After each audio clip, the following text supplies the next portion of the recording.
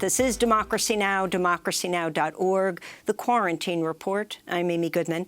As we continue to look at voting rights, we turn now to the fight over voting by mail. Republican lawmakers across the country are moving to make it harder for voters to cast ballots by mail, even though some states have safely conducted elections by mail for years. On Thursday, Texas's state Senate passed a sweeping voter suppression bill that includes a provision to make it illegal for local election officials to send vote-by-mail applications to voters, even if they qualify. Joining us now is Oregon's Democratic Governor Kate Brown. She's the national chair of Vote from Home. She's served as governor since 2015. Oregon was first state in the country to institute voting by mail and to establish automatic voter registration. 92% of eligible Oregonians are now registered to vote. Governor Brown, welcome to Democracy Now! Can you talk about what Oregon has done all of these years, the safety of voting from home in terms of voter fraud, and the attack on it now? Thanks, Amy. I so appreciate the opportunity to be on the program this morning.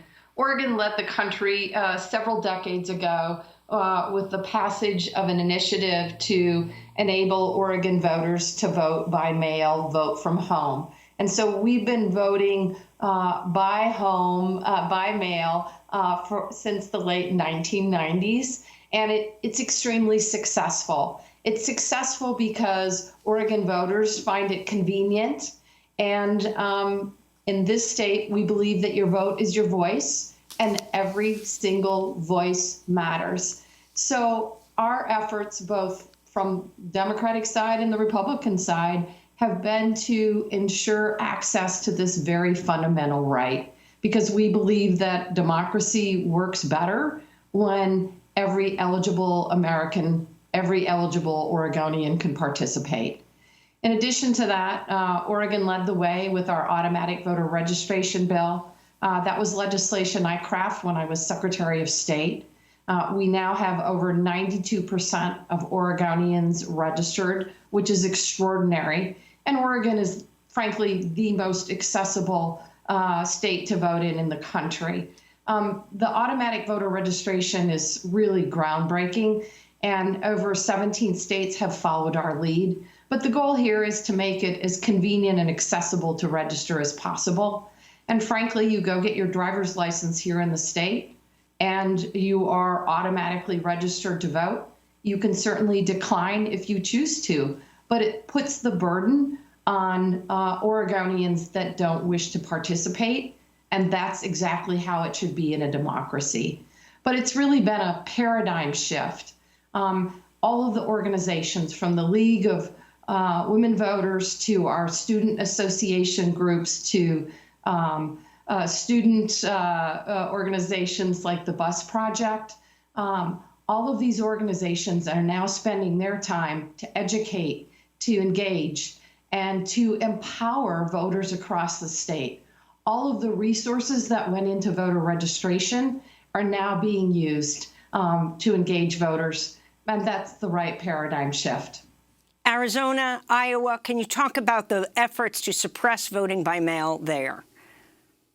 These are efforts in states like Iowa and states like Georgia and states like Arizona to shut out voices of eligible voters. And it's both racist, it's un-American, and it's undemocratic, and it should be unacceptable. And that's why I'm supporting both H.R. 1 and H.R. 4 in the U.S. Congress. I think it's critically important that our federal elected officials take action to preserve the very fundamental right to vote.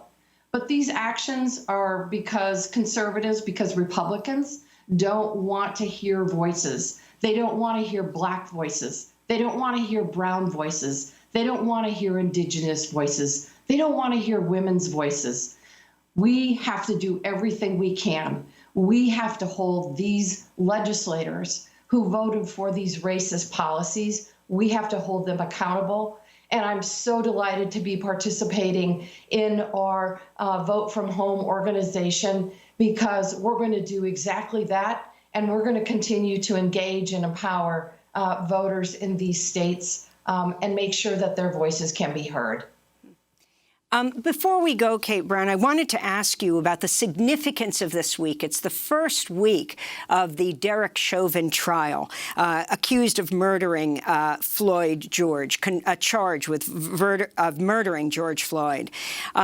Protesters in Portland took to the streets for more than 3 straight months following his death.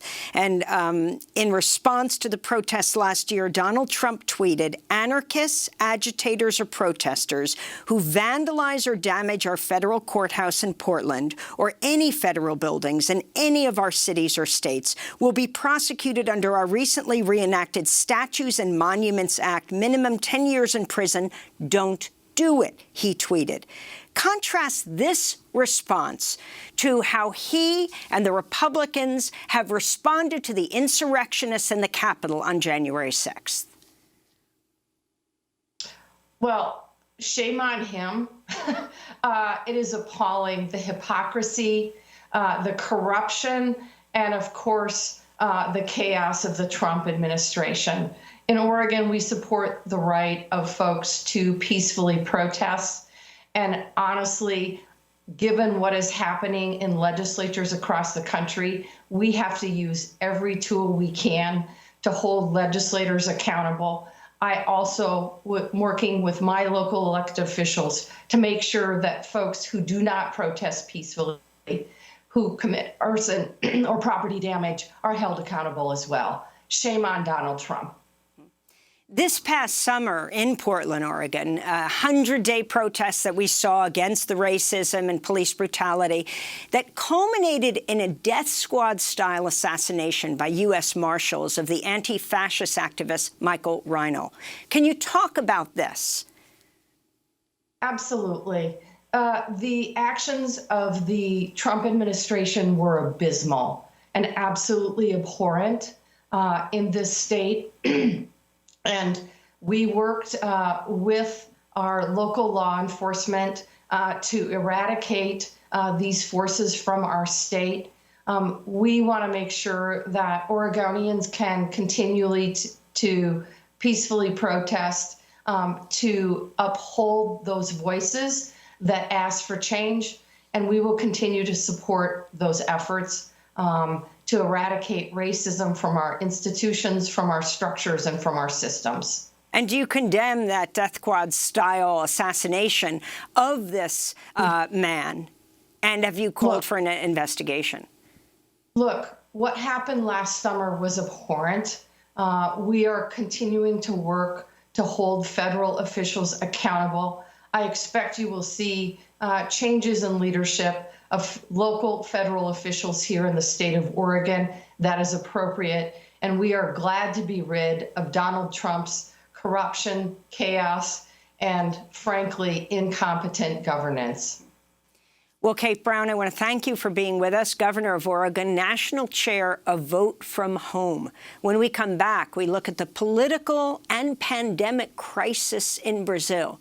We'll speak with Celso Amorim, who served as Brazil's foreign minister under Luiz Inácio Lula da Silva. Stay with us.